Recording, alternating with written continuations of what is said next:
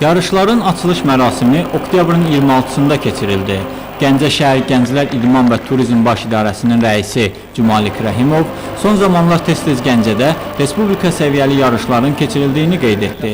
Sonra Gənclər İdman və Turizm Nazirliyinin İdman Baş İdarəsinin rəisi Mir Kamil Rəhimov çıxış etdi.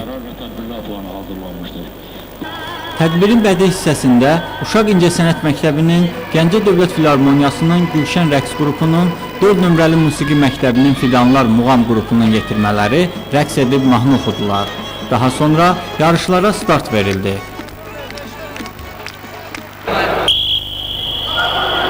Turnirdə 9 rayon və şəhərin voleybol komandaları iştirak edirdi. Oyunlar 2 yarım qrupda dairəvi sistem üzrə keçirilib.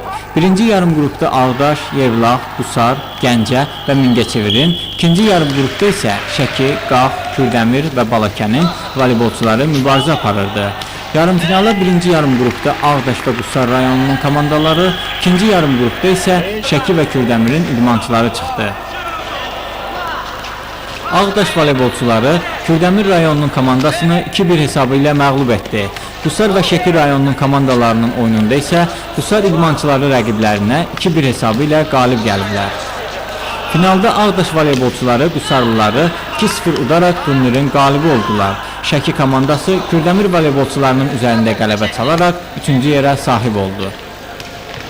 Turnirdə gördüyünüz kimi sabaha ümidlə baxan və sabahın gələcək voleybol ustalarının artıq burada təməli qoyulmuş uşaqları görürsünüz. Turnirin birinci altılığına düşə biləcək komandalardan yerli komandanın, Gəncə komandasını qeyd eləmək istəyirəm. Balakən və Mingəçevir komandaları. Bunlar yarışların yekununa görə gözəl oyun göstəriblər və inanıram ki, bunların arasında sabah ustalardan ibarət voleybol komandasında oynayacaq artıq uşaqlar yetişməkdədir. Sonda qaliblər medallarla təltif olundu.